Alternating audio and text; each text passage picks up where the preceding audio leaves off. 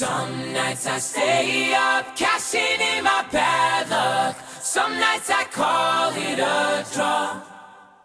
Some nights I wish that my lips could build a castle. Some nights I wish they just fall off.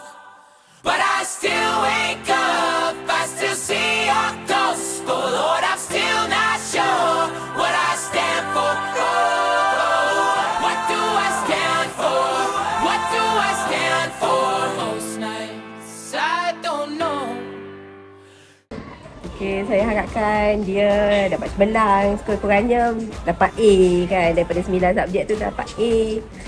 Itulah harapannya. Moga mudah dia buat pilihan masa menyambung pelajaran selepas ni.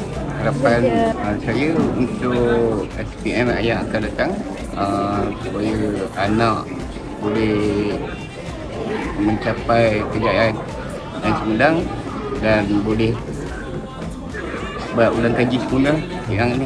Bismillahirrahmanirrahim. Saya ayah kepada Muhammad Iman Daniel. Khususnya saya mengucapkan terima kasih kepada pihak sekolah kerana mendidik anak-anak, bukannya anak saya tapi anak-anak syurga ni semua, untuk menjadi sebahagian daripada mereka yang cemerlang untuk di masa depan mereka. So, saya berterima kasih atas setiap usaha cikgu. Itu yang bisa saya katakan. Terima kasih. Assalamualaikum, saya Puan Azlina binti Ali. Saya ibu kepada Muhammad Akil Rahmatullah. Saya nak mengucapkan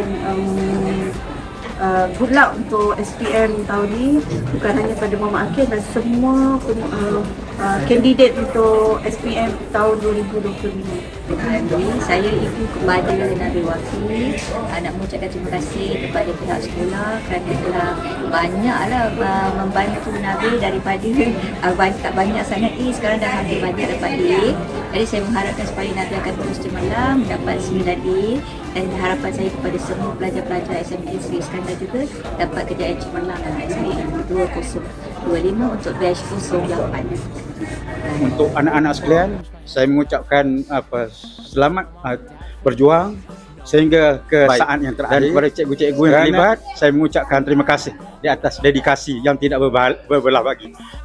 Dan sama-samalah kita memanjatkan doa kepada Allah, semoga anak-anak kita mencapai kecemerlangan sebagaimana yang ditarget oleh pihak sekolah, guru-guru dan ibu bapa serta anak-anak yang dikasihi. Okay, Assalamualaikum warahmatullahi wabarakatuh.